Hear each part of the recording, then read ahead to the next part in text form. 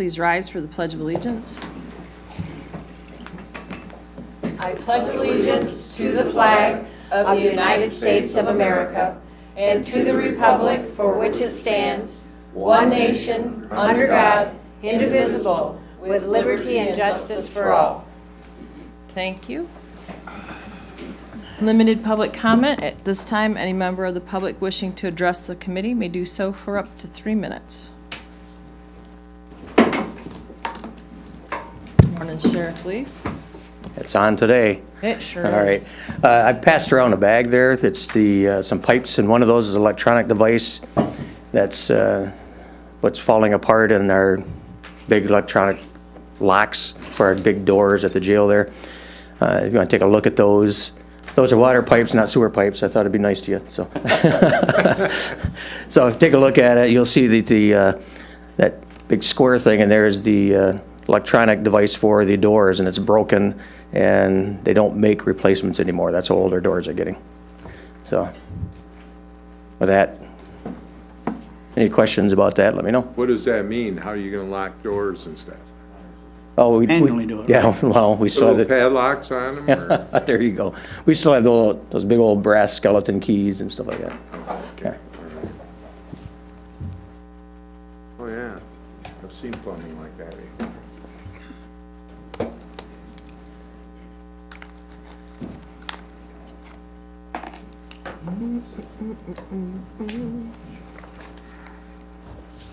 Jim Brown, Supervisor, Hastings Cheddar Township.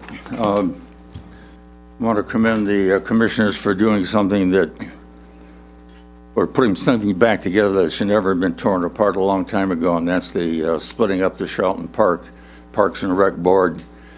The previous board didn't have guts enough to do what needed to be done at the time, so they split it in two, wounded both halves, put a Band-Aid on both arms or heads or whatever.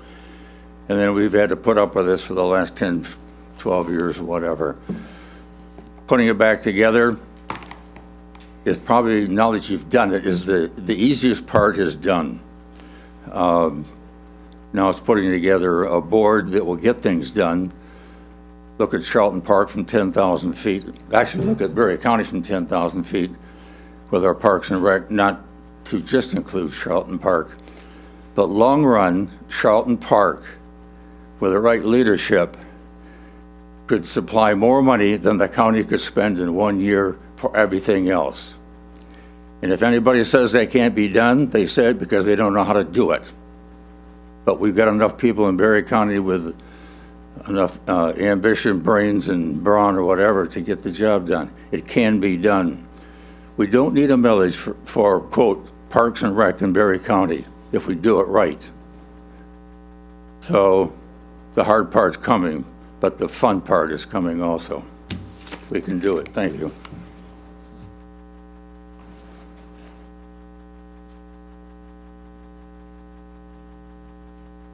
Any other public comment this morning?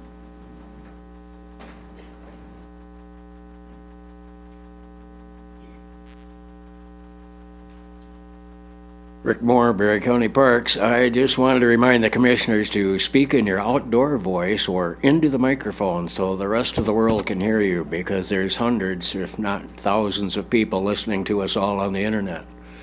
So thank you very much. Thank you, sir. Any other public comment? Hearing none, Sheriff Leaf.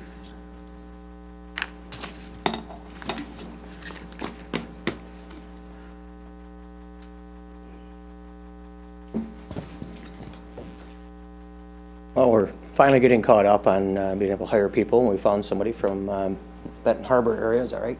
Where'd you go? Oh, there you are. Benton Harbor, St. Joe. Benton Harbor, St. Joe.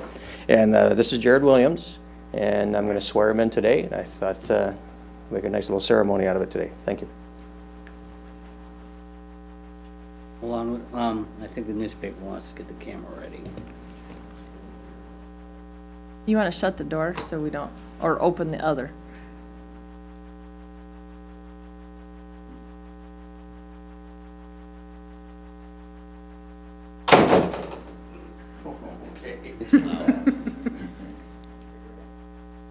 solemnly swear that you support the Constitution of the United States of America and the Constitution of the State of Michigan, and you will faithfully discharge the duties of the office of Deputy Sheriff in and for the City of Casey, County of Berry, and the State of Michigan according to the best of your ability.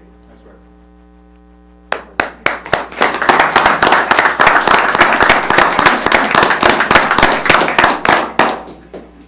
Me? No, they need Pam. Pam. So Deputy Williams, if you're not aware, Berry County is a whole lot quieter than the Benton Harbor, St. Joe area. I just welcome you. Thank you. It's good to be here. Not always. Not always. Something to get that on the agenda. Talk about it when it comes up.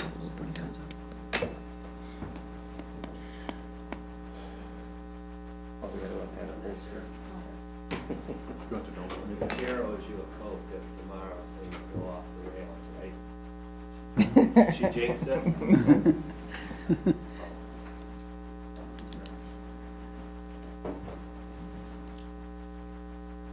I'm gonna step up for a little bit, take him around, and he has his mom and his dad here.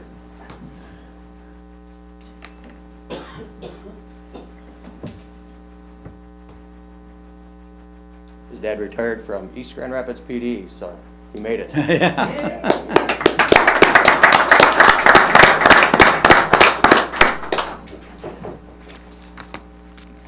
All right. Next on our agenda would be Colette Scrimger, but she's not here today. Somebody else is doing it for her. At this time, the chair would entertain a motion to recommend to the Board of Commissioners approval to submit the attached 2020 grant application to the Michigan Department of Licensing and Regulatory Affairs, LARA, Bureau of Medical Marijuana Regulation for the Berry Eaton District Health Department to conduct education, communication, and outreach regarding the Michigan Medical Marijuana Act in Berry County. So moved. Support. Moved by Geiger, support by Jackson. Go ahead and introduce yourself. The floor is yours. Hi, my name is Ann Barna. I'm the Planning and Health Promotion Manager at the Berry Eaton District Health Department. So this application comes about due to the Medical Marijuana Act, and they appropriate $3 million in funding, which is distributed to each county based on the number of folks that have a medical marijuana patient registry card. And so last year was the first year these funds were available for outreach and education purposes. And the health department's perspective is that these funds should be used to minimize harm from marijuana use in the district. And so we make sure that we educate folks about how marijuana use is legal, but there are lots of responsibilities that come along with that. So that would include things like making sure that folks aren't driving while they're high, making sure that folks are educated about use during pregnancy and the potential harms that can result. We also want to educate youth about not using marijuana unless it's medically indicated until they are 21. And then we also educate about safe storage. And so we want to make sure that people are keeping the marijuana away from children and other folks that can get into it. And so the proposal this year has a, similar to the past year. So we're proposing to conduct a media campaign. We collaborated with Ingham County Health Department last year to conduct a regional media campaign, which we're proposing to continue again. This allowed us to expand our reach and do a media campaign that would have more impressions than we could have done alone. So these would include short videos, billboard art, radio scripts, social media messages, and print items. We also are proposing this year to add a safe storage element. So we want to pilot the use of, or the distribution of lockable storage devices. And this is primarily to folks that have young children to prevent access to marijuana, prevent poisonings. We're also planning to support the Youth Summit in Berry County that's put on by the Berry County Substance Abuse Task Force. And our goal with that is really to educate youth about the risks of using marijuana. And then finally, we want to conduct a marijuana educational event for service organizations. So last year we conducted, we hosted with partnership from the Berry County Substance Abuse Task Force, a lunch and learn event that I think was attended by over 90 folks in Berry County, which is an amazing turnout. And so we think that there's a lot of desire for education about marijuana laws and prevention issues. And then finally, we are proposing to use the funds to support part of the cost of our behavioral risk factor survey in Berry County, which includes a medical and recreational use marijuana question. So this is the way that we measure the use of marijuana in the adult population. I guess I'm able to take any questions. Let me know. Anybody have any questions for Ann? Vivian? So the 90 folks that you registered for the luncheon, are those people that have the medical marijuana cards, the actual? So that event was for service providers, teachers, people who work with youth, and I would say community members and partners. So it was the intent was to educate our professional workforce about marijuana issues. So you don't actually work with the individuals themselves? So at some... Right. So our educational efforts have been through the mass media to date. Okay. Commissioner Parker, did you have a question? Yeah, I got a couple of questions. On the lock boxes, that's a grant money? Right. This entire funding is a grant. Mm-hmm. Okay, so that's grant money. So, are we going to provide a lockbox for anybody and everybody, or just till the money runs out, or what? It seems like that should be some of their responsibility too. So we had proposed to pilot the use of lockboxes. I was just talking with Liz Lentz from the Berry Substance Abuse Task Force and have found through their experience that sometimes people don't want a lockbox. So our intent is to start small with that, purchase some, get them prepared, and really pilot it with distribution to young families with young children. So that would be folks in our WIC program, immunizations program, and things like that, where we know that there's marijuana use going on in the home, and we want to make it easy as possible for them to secure that away from their kids. The lock boxes have been done in other counties across the state, so it was just another intervention that we thought might be helpful in Berry County. One of the concerns I see is from the National Survey on Drug Use, that almost cannabis use is increasing like almost double throughout the nation as far as for pregnant women. Do we have any kind of statistics on it for Berry County at all? I'd have to get back to you on that. I'm not aware that that's something that's asked in the birth certificate, which is where they typically ask those kinds of questions. They do ask about tobacco use, which in Berry County is high, I think it's an area of data need for our community. But we do know anecdotally that we're seeing it quite frequently. Pregnant women aren't necessarily seeing it as a risk. They're thinking that it's natural. And one of the challenges that we have and that's why we added it this year, was we want to make sure that we're communicating about the potential risks of harm that could arise to those infants with marijuana use. Thanks, Ann. Mm-hmm. And with the transition from medical to recreational, do you see the funding stream changing, the grant opportunities changing? Has there already been any talk at that as far as what the state's going to do for this? So my understanding is that $3 million is kind of a flat appropriation that came from the Michigan Medical Marijuana Program, so that the total funds didn't change from last year to this year. What changed was the proportion of medical marijuana cards that were contributed by Berry County. And so the funds from last year was roughly 16,000 and change, and this year it was 22,000. So Berry County was a greater share of those with medical marijuana cards than in the past. But the total number of folks with medical marijuana cards has declined. So it remains to be seen, I think, whether the state will end that program, that $3 million that it's distributing to every county based on their medical marijuana card use.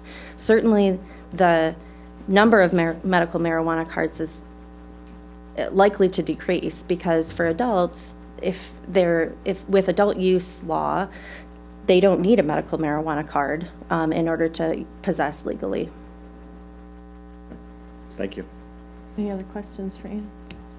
I see on the Lunch and Learn you had 90, which I think is excellent. Can you tell me how many attended the summit in Lansing? Hopefully that was a large number also. I want to say it was maybe about 250 folks. Good. So that was it was a Eaton and Ingham and Clinton marketed event, but we did have attendees from Berry County travel to Lansing as well. Good, thank you. Any other questions? Liz, do you have any comments you'd like to add? I would just say that we will, the Substance Abuse Task Force would be happy to work with the Health Department on this. I think that by working together, we can bring a Berry County perspective to this issue. When we work together, we can, and you've heard me say this before, we can braid our resources and our intents and you asked about pregnant women, and that's protected health information, so we just don't have that, although Ann mentioned that anecdotally we are very concerned. Surgeon General has issued some statements about cannabis use during pregnancy. That will be a big focus for us, as well as to take some things that have been done successfully. We'll do another lunch and learn, and if that happens, you are all more than welcome to come and attend that. It will probably be from the same perspective of educating our frontline workers and our health and human service organizations, so we are all aware of what the changes are and the impact. This is also a data collection year for the 2019 and 20 Michigan Profile for Healthy Use Survey. Marijuana and perceptions of harm. And as you know, those perceptions of harm have been decreasing steadily since 2008. So we want every opportunity to have some voice in all the voices that are out there right now regarding marijuana. We want to be able to counterpoint, because everything else seems to be pretty broad spread. So we do support this. We look forward to working together. Thank you, ma'am. Any other comments today? All right.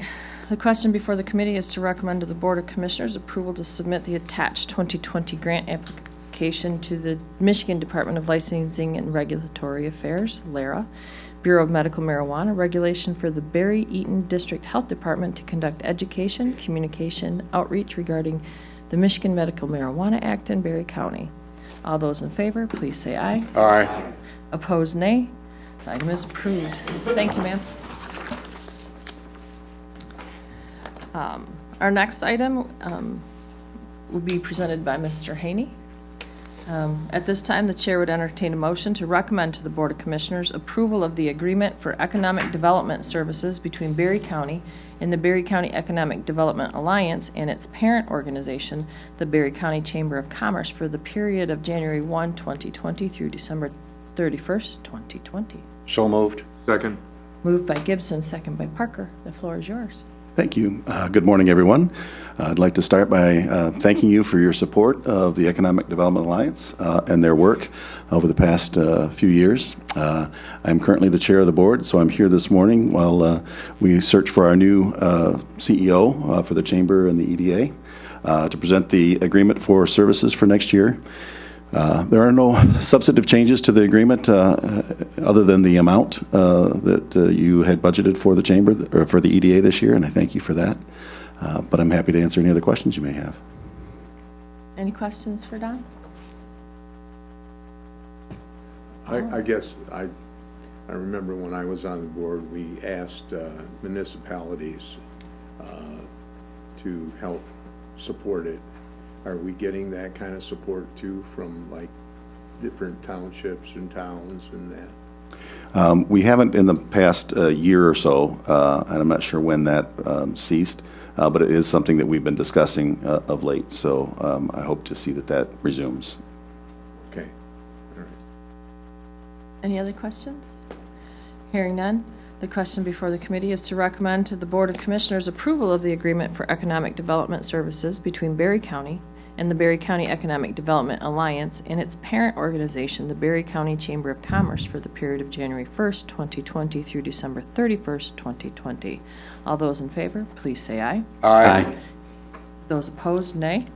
The item is approved. Thank you. Mr. Fiallo? At this time, the chair would entertain a motion to recommend to the Board of Commissioners approval of the attached revised bylaws for the Berry County Solid Waste Oversight Committee. Support. Moved by Smelker, support by Jackson. Floor is yours. I'm Frank Fiallo, the current chair of the Berry County Solid Waste Oversight Committee, and we try to keep you abreast of our activities. We have some changes to the bylaws, a couple of housekeeping things, and a couple of major things that we've been talking with you about. One of them is the ability to have non-residents of Berry County be on the committee that we have because of some retirements and changes. We have a person from the waste industry that an executive within waste management that lives in Three Rivers. And so that he is their candidate to be on the committee, and we very much want him to be being a non-resident. We also have a health department person that lives very near Berry County, but on the opposite side of the street. So we had worked with the legal counsel and with some of your staff and come up with the option that 5 of the positions would not necessarily need to be members of Berry County. And the current plan required that they all be members of the county. We also then just did a couple housekeeping things that we've, let's see, we've added a 12th position to the committee of a county commissioner. We think there's enough things coming on that I would hope that we can have 2 county commissioners, one from the planning function that we've done historically, and an additional county commissioner to our group, adding to 12th member. And there was one other change. Let's see. Oh, then the other change was allowing telephonic participation in the meetings. That according to the legal counsel that we've worked with, that it is okay to do that, and it needs to be in the bylaws and be something agreed to by the organization. So those are the changes that we have made to the bylaws. Happy to answer any questions. Any questions for Frank? I do. What, can you give us an idea of the thinking involved for the second county commissioner? That number one, if you chose to have someone from the planning commission not be a county commissioner, then we would have none. And historically, for a great number of years, even though the bylaws and the ordinance, the plan did not allow for that we've had a county commissioner there. So we want to be doubly sure we have a county commissioner. And we're in the process of doing strategic planning right now. We just started at the very last meeting. We're looking at the goals and objectives that were set up in the plan. And the plan was worked on by a consultant and a task force here from 92 to 1999. We're in the process of updating that. We need to make some changes, and we need to do some fairly significant things there. And just the more help we can get from you folks, since you're the the authorizing approval body. So that was the thinking of the committee.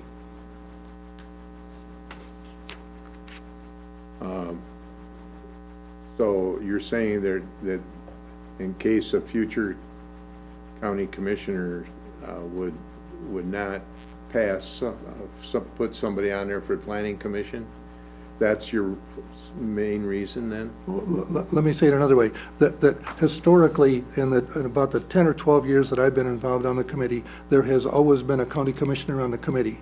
And then when we looked and we did some updating and checking, there was not a position for a county commissioner on that within the plan. There was not one. So how we got around that at the time was to have, we require a planning commissioner. And since there's a county commissioner on the planning commission, we have asked for that person to be on the committee, or that's at least been our request, and that's what you folks have been doing. Bigger reason, Dan, is that there's enough big issues that are happening on the Solid Waste Committee that it's worth another set of eyes. So in the event that the appointment to the solid waste management isn't the commissioner, they would have a commissioner as well. So that the one spot will be still required to be on the planning commission. It doesn't have to be a commissioner then if there's a spot for a commissioner. And I believe I can speak for the committee. We really would hope to have the two positions because, as was pointed out, they're very important. There's a lot of changes, a lot of things that we're doing. You're aware that we've had lots of challenges with recycling, and we're just diving into that thing as best we can. And we really need lots of involvement and support. Okay. Any other questions for Frank? I have a question regarding the telephonic participation. Yes. Do you have trouble with people making your meetings, or Yes. thought behind that? A couple. Is it the out of Berry County residents? We're having difficulty getting a quorum and having people attend the meetings. And one of the things we're wrestling with is not necessarily having monthly meetings, of having meetings as required. We're doing things we can to get participation. That the people, by the very credentials that are required here, are very, very busy people. And they all make it clear, and we're certainly aware they all have major responsibilities. So we are having attendance problems. And so we think that the telephonic participation will be not as good as having them in the room with us, but better than not having them. I always join telephonically.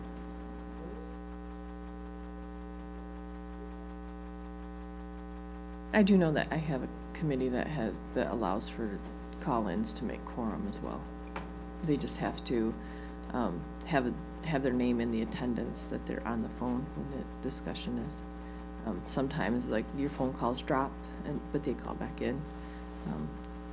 Just so that, I mean, we've even stopped a meeting to call somebody to say, hey, can you join our call because we just lost quorum.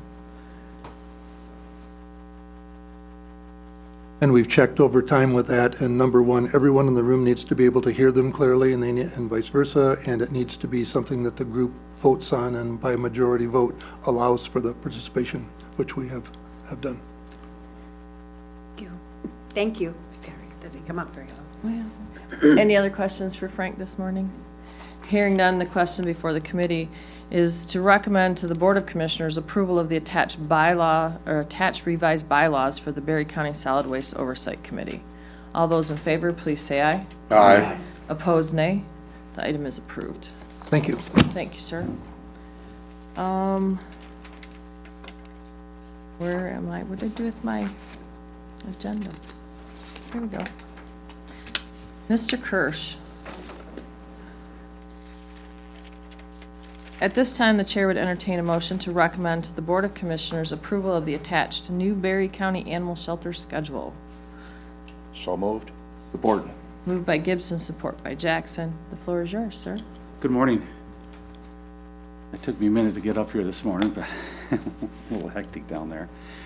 I'm requesting a schedule change starting in January of 2020 to the hours, not only for, we kind of have two different situations. You got the office hours, and the business hours, and then you also have the cattery and kennel open hours. So there's kind of two different schedules there, and they're affected differently.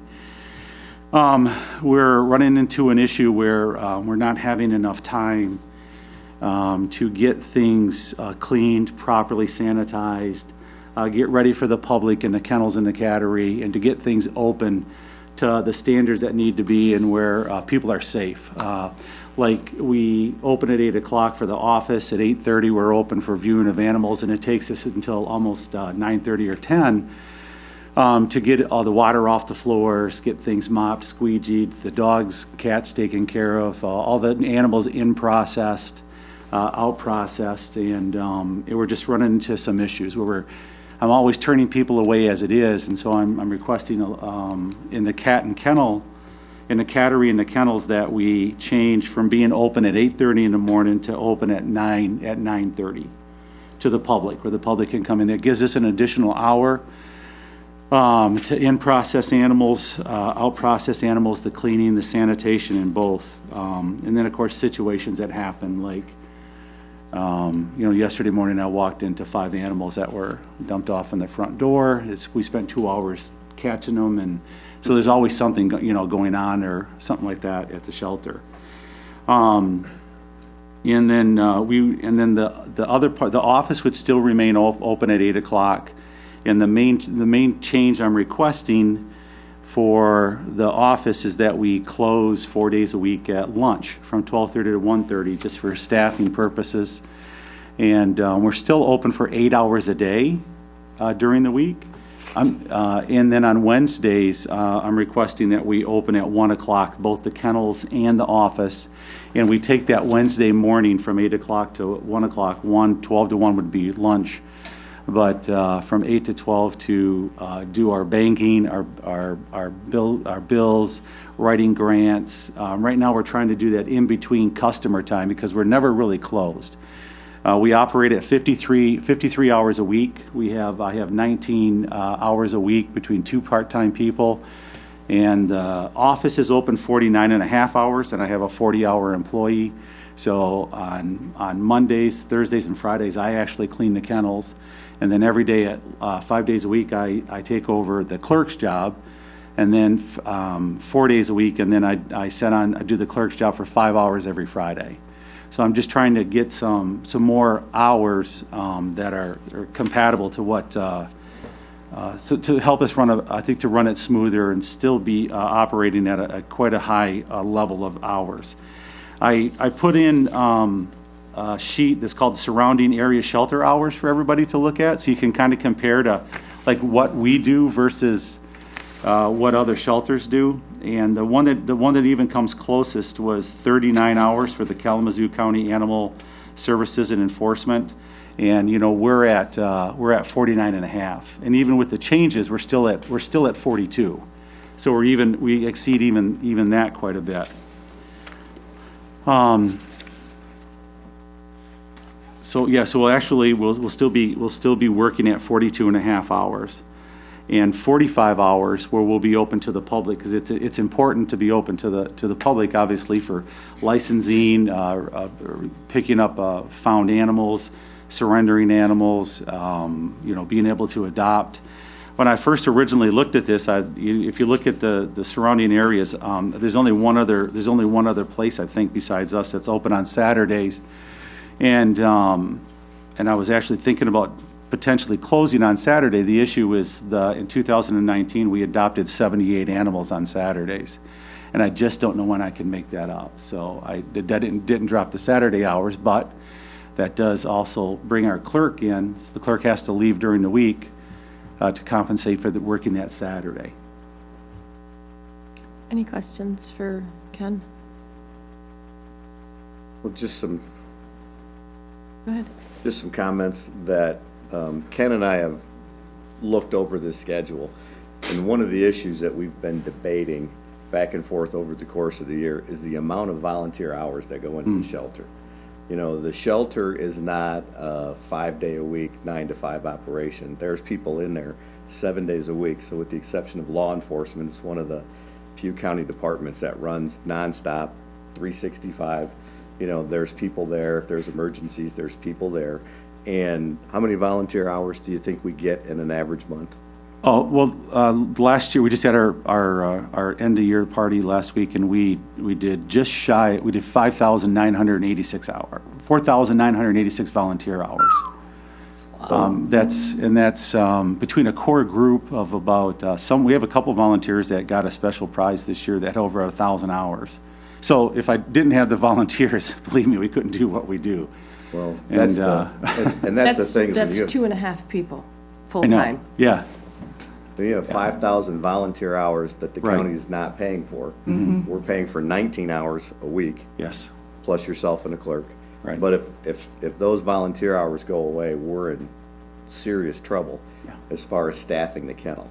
So, you know, one of the things that when you look at those volunteer hours, we're trying to avoid some burnout, trying to make it a little more user-friendly and flexible.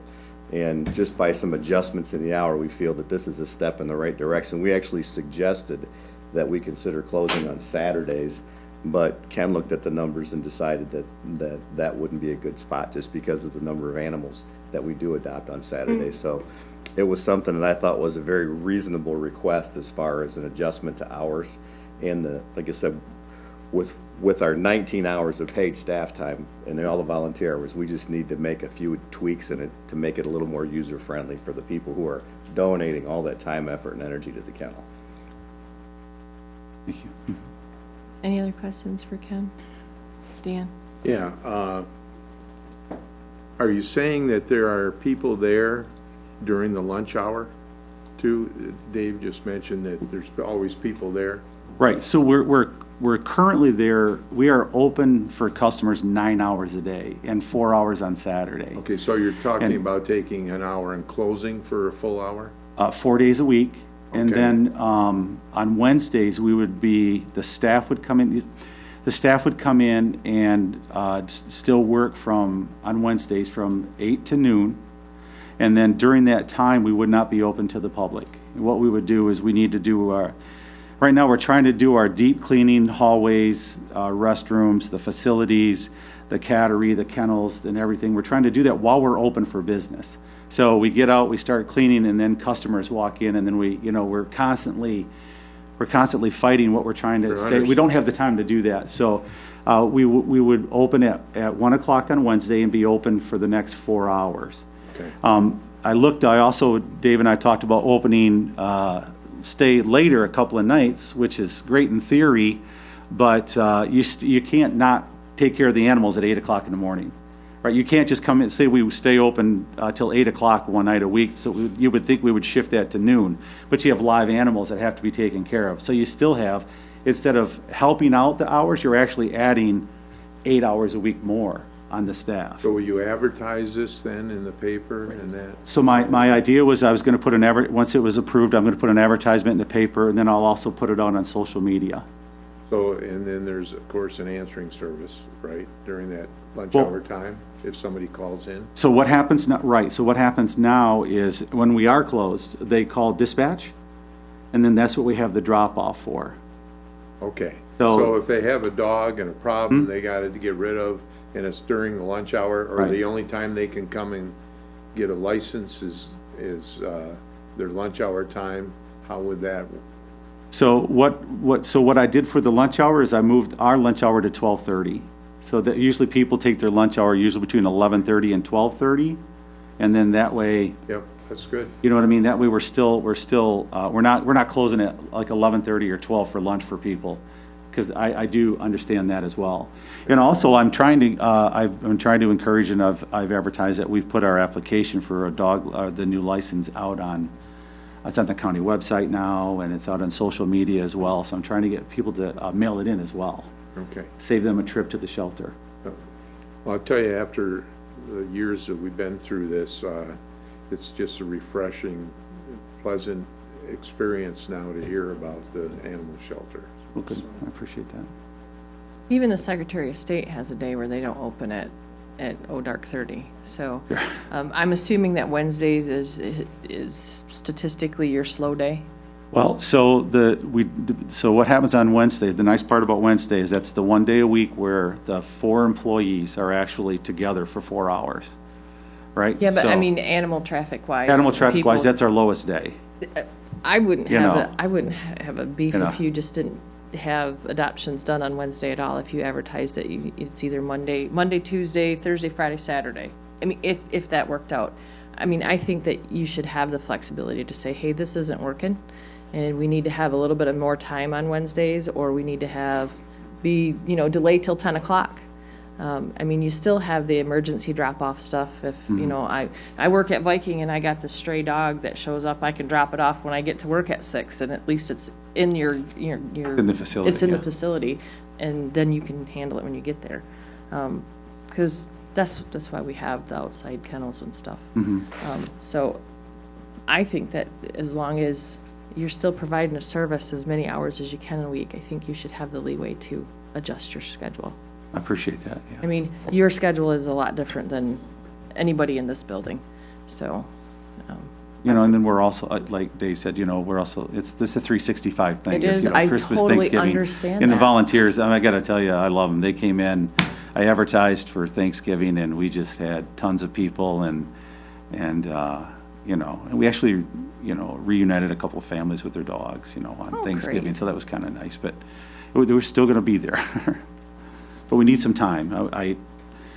You know, I've spent 2 years now getting that up to standard, and it's difficult keeping it there when you're open 49 and a half hours a week. You just can't get the time to get in there and get it clean. I totally understand. So- I have a job Yeah. that's similar, and there are times when we just leave the farm and we are not there. And when somebody calls and says, hey, I just dropped by, are you around? Nope. So I understand the whole concept of needing to adjust. So, any other questions? John? I have a question, just a comment. I was up here for Rep. Calley's office hours yesterday, and a fellow walked in just before Representative Calley got here, and he said that he had his dog to the vet, and he just come in to look around the historic building, and he started singing the praises of the Berry County Animal Shelter, and it was very good, you know. They could do nothing wrong. And I says, well, by the way, where are you from in Berry County? He says, Aldo. I see. So they come from all over. Yeah. And he says, I tell everybody over there, if you're going to adopt a pet, go to Berry County. So, Appreciate that. Great. Awesome. Any other discussion?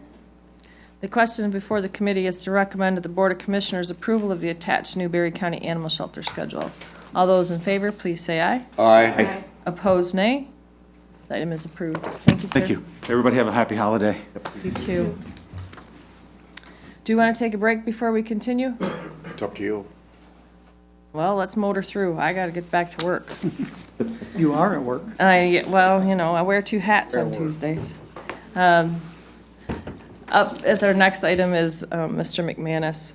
At this time, the chair would entertain a motion to recommend to the Board of Commissioners approval of the Michigan Department of Agriculture, Farmland, and Open Space Preservation Program application, more commonly known as PA 116, number 19-9 for Mr. and Mrs. Tom Eckert in Section 7 of Carlton Township. So moved. Moved by Parker, support by Smelker. The floor is yours. Sure. Yeah. It's a request in Section 7 of Carlton, planned and zoned as agriculture, so agriculture is a by right use. Planning Commission reviewed it in November, and it was recommended unanimously. Any questions? Hearing none, the question before the committee is to recommend to the Board of Commissioners approval of the Michigan Department of Agriculture, Farmland, and Open Space Preservation Program application, more commonly known as PA 116, number 19-9 for Mr. and Mrs. Tom Eckert in the Section 7 of Carlton Township. All those in favor, please say aye. Aye. Opposed, nay. The item is approved. Good. And he gets to stay for a second lashing.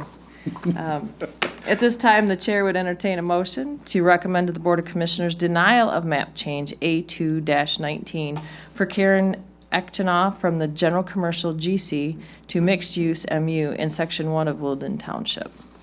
So moved. Support. Moved by Geiger, support by Jackson. The floor is yours. Sure. So Mrs. Echtenos made an application for a rezoning map change in Section 1 of Woodland from general commercial to mixed use. The difference being mixed use allows residential use by right. This is an area that is near the ethanol plant, right on M66. That is all commercial, all industrial as far as the zoning goes. And there are a couple of houses interspersed in Woodbury there on our side of the road, and hers is one of the houses. Her argument is that there was an adverse effect on her taxes and potentially an adverse effect on future financing if somebody wished to buy the house. The difficulty is it's very not illegal, but difficult to rezone an individual piece of property when it doesn't align with anything else within the area. That's called spot zoning.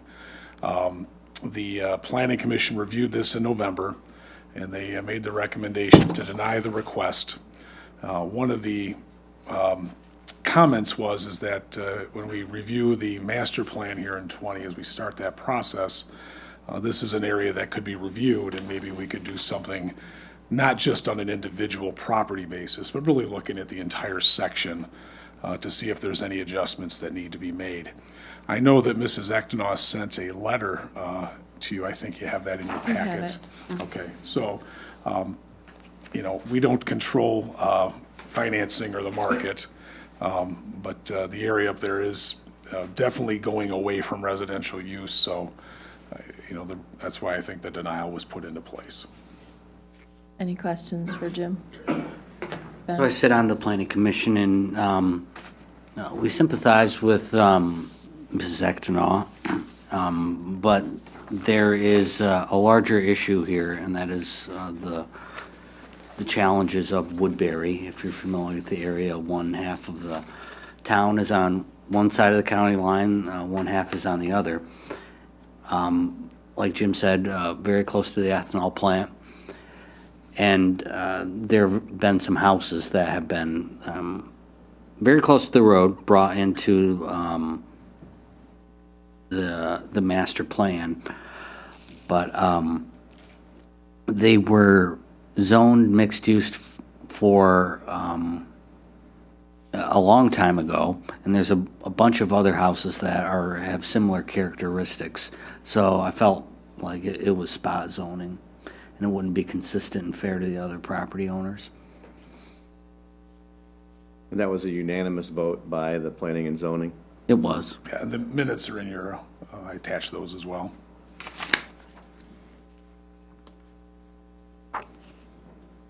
Any other discussion? Hearing none, the question before the committee is to recommend to the Board of Commissioners denial of map change A-2-19 for Karen Ektenos from general commercial to mixed use in Section 1 of Woodland Township. All those in favor, please say aye. Aye. Aye. Opposed, nay. The item is approved. Great. Thank you. Thank you, sir. I'm going to let Commissioner Connor insert an item onto our agenda. It has to do with the Conservation District.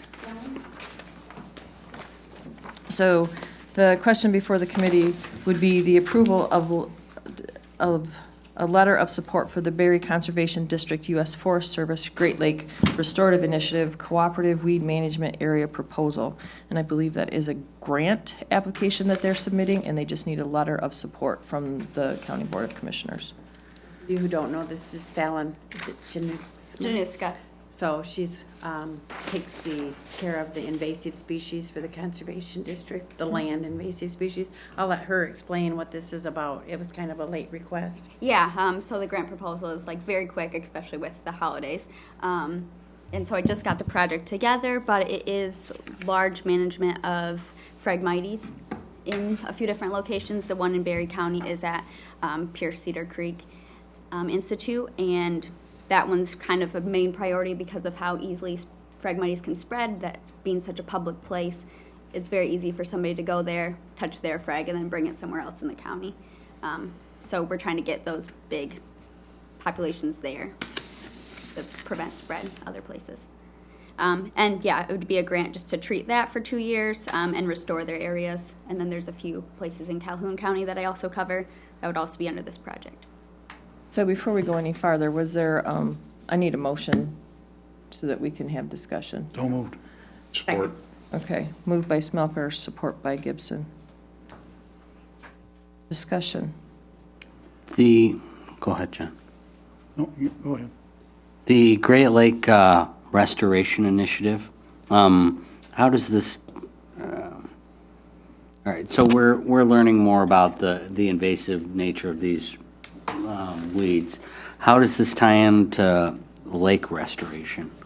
Because we're in the Great Lakes watershed, and Okay. then Phragmites is an aquatic plant, so All right. it would travel through the river systems and. Okay, great. I think the reason why we don't have a more proofed application or agenda request is because time is of the essence. The submission deadline for this grant is January 6th, and we don't meet again until January 7th. So we kind of just wanted to squeeze this in here. We've done a lot of letters of support for other type of grants on short notice, and thought maybe we could get this taken care of so that they at least have our support. Any other discussion? Hearing none, the question before the committee is approval of the letter of support for the Berry Conservation District U.S. Forest Service Great Lake Restorative Initiative Cooperative Weed Management Area Proposal Grant Application. All those in favor, please say aye. Aye. Opposed, nay. The item is approved. Thank you, ma'am. Yeah, thank you all so much. Yes. And we'll have our cow at, Okay, or excuse me, our board meeting. thank you. All right. All righty. Next on the agenda is appointments to the Berry County Parks and Recreation Commission. At this time, the chair would entertain a motion to recommend to the Board of Commissioners approval to appoint members to serve on the Berry County Parks and Recreation Commission for initial terms pursuant to Public Act 261 of 1965. Russ Yager, former Charlton Park Village and Museum Board, and Catherine Getty, former Parks and Recreation Board, to serve one-year terms that begin on 1/1/20 and expire on 12/31/20. Doug Klein, former Parks and Recreation Board, and Colleen Acker, former Charlton Park Village and Museum Board, to serve two-year terms that begin on 1/1/20 and expire on 12/31/21.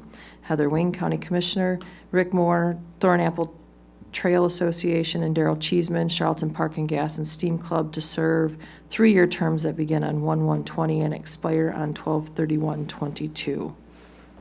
I would make that motion. Moved by Connor, support by Support. Jackson. Discussion. Did I read that right, where you're going to be on for 3 years? I think I would like to make a motion to change the commissioner's appointment to annual. And I'd also like to change that appointment to Commissioner Parker. Because we have a 2-year election cycle. And so what happens if one of our commissioners gets unelected that's appointed to that board, then we have to reappoint. So if we go on a 1-year appointment, where, because every year the chair makes their appointments, I think it would be easier for at least that. I know that the Public Act says they're supposed to be 3-year terms, but I think an annual appointment for the commissioner is more appropriate. I was the understanding all of our appointments are for 1 year. Am I right on that? That was my understanding. No, the statute says that they're supposed I to don't be mean- staggered. I don't mean the commission. Oh. I mean our appointments. Right. 2 committees are for 1 year, right? Yeah. I agree. But is that gonna interfere with the statutory? I'm not sure. I'll have to check on that. Just nobody get unelected and we won't have a problem. Michael? would Luella, you- do you have insight? You could make one of the other terms 3 years then, one of the Okay. 1-year terms. Because they have to be staggered. Right. So one of them that's set at 1 year in the motion, change to a 3-year. Hi, Dan. Morning. Morning. You can help us? So Public Act 261, the county commissioner is a 1-year appointment to begin with within the statute. Okay. The others are staggered. So on the initial setup, two of the six have to be for a 1-year term. 2 of the 6 have to be for a 2-year term. 2 of the 6 have to be for a 3-year term. So we can change the commissioner to the one. Correct. Okay. Yep. Dan, just a quick question then. After that 1 year, the staggering is designed so that they all become 3-year terms. That is correct. So after the first year, if the 2 who are appointed to the first-year term certainly want to reapply, they can. But ultimately, you will be, at that point, appointing 3-year terms for those 6. But does the county commissioner remain a 1 year? Always remains 1 year. That's technically a 7th. person. That is correct. Yeah, The 6 you're talking about does not include the county commissioner. that is correct. So it's not like the Supreme Court where you're appointed for life. It is not like the Supreme Court. Well, and I think that the planning and zoning and the road commission, those ones would probably be annual appointments. That is too, correct. Based on their boards. Yeah, all the How their statutory outside of the 6 are 1-year terms. The 6 are 3-year rotating. Understand. Correct. One of the. Thank you. Yeah, I would need to have a motion to amend the commissioner appointment to a 1-year term. So, do Go ahead. you want one of the 1-year term people? Like I could make. No, a- no, we just need to change the Okay. commissioner appointment to a 1-year term. I would make that motion to change the wording to make the commissioner's appointment a 1-year term. Second. Moved by Connor, second by Smelker to amend the commissioner appointment to a 1-year term that would begin January 1st, 2020 and expire on 12/31/2020. Discussion? All those in favor, please say aye. Aye. All those opposed, nay. The amendment is approved. And then I'd further like to amend and have Dan Parker be the county commissioner for the first year on this board. He's shaking his head. No, I'll accept that. I just, I'm glad it's the 1-year term thing, so. Well, when we put this together, it was like, whose name do you want to put in there? And I'm like, oh, just throw mine in and we'll discuss it at the meeting. And so it wasn't like I was, trying to take control of this. But we needed to have a name, so I've just put mine in. I haven't talked to Dan. I don't know what's going on. And since then, I have talked to Dan. So, I'm fine with it as long as it's Dan or you. would somebody like to make that motion, please? I'll make that motion. Support. Moved by Geiger, support by Parker to replace Heather Wing as the county commissioner on the County Parks and Rec Commission with Dan Parker. That was Dave that seconded. Okay, moved by Geiger, support by Jackson then. All those in favor, please say aye. Aye. Opposed, nay. The item is approved. Now, is there a discussion on the entire motion? So we don't have to take one of the 1-year term people and make them a 3-year? All No. right. All right, I thought that. Nope. According to what Mr. Patton was saying.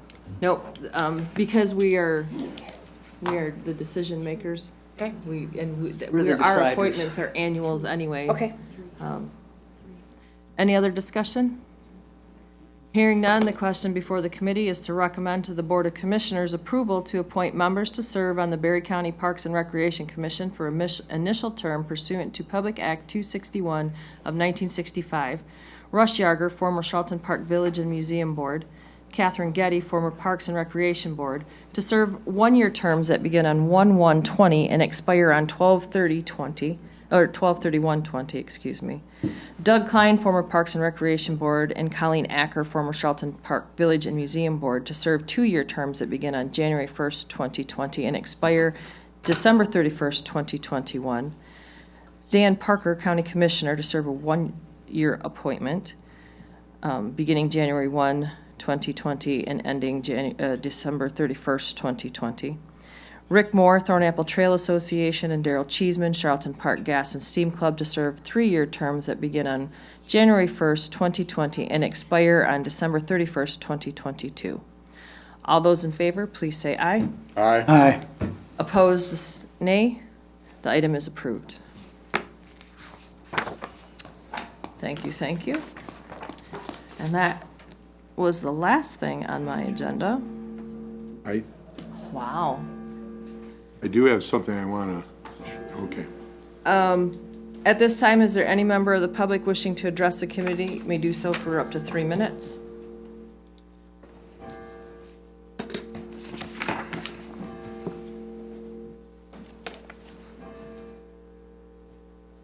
You're going to get out of here by 10 o'clock, but it won't work. Yeah, but I hit my agenda by 10. I'm happy. That's right. Jim Brown, Hastings Township. Really quick, within 3 minutes. Mr. Gibson, Howard Commissioner, dropped off a letter here from Prison Policy Initiative. And the question was, does our county really need a bigger jail? I'm not going to debate that, couldn't care less right now. I was really intrigued because the whole brochure actually had 5 questions on it. And is the county holding too many people in a jail? Is the county incarcerating people because they cannot afford to pay the fines and fees?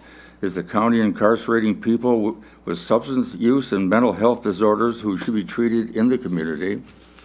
Is the county incarcerating people convicted of misdemeanors and low-level offenses? Is the county using its limited jail space to hold people for other authorities? Good questions.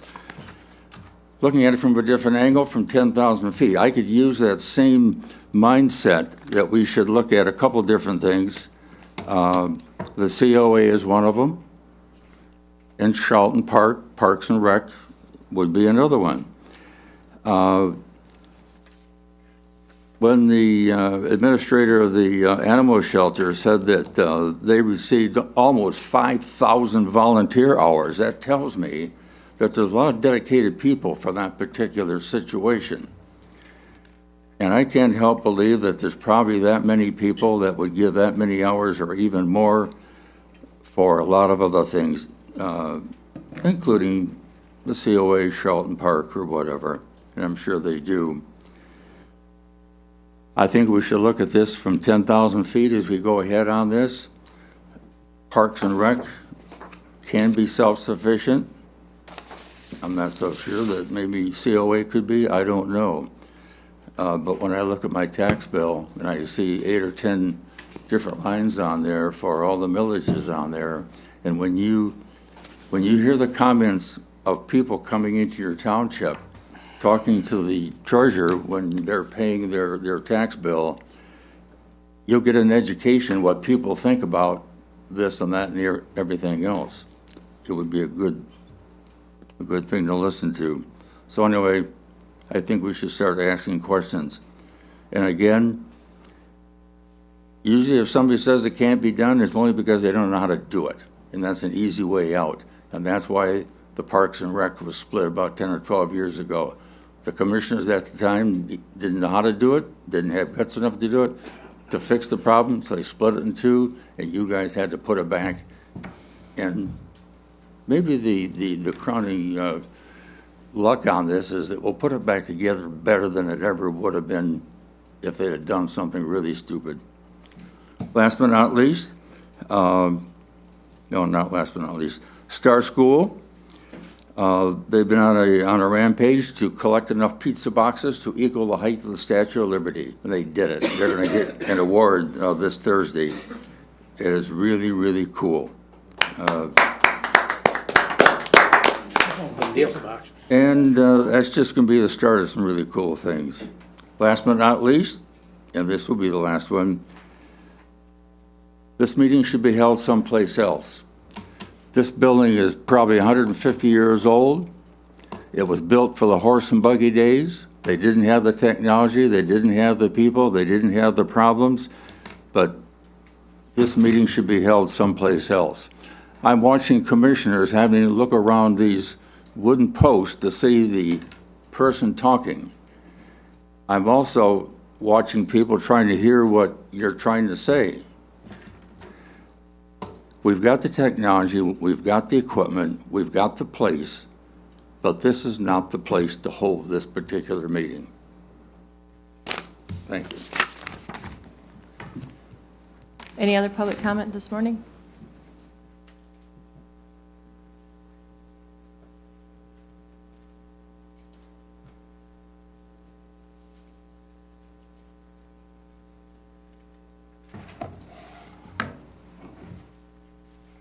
Good morning. Morning. I have one question with your appointments to the Parks and Rec Commission. You did 2 appointments for Trail Association and for the Gas and Steam Club. I'm not sure how this problem gets resolved since it says for 3 years. But what happens if Trail and Association, they vote and they decide it's time for somebody else to have a turn? Or the same thing can happen with the Gas and Steam Club. How is that handled? And like I said, I don't know how you solve it because the statute says it's for 3 years, but the club may say, no, they're not going to control us. We're going to choose who we want, and maybe they want somebody different every year. Just something to think about. Thank you.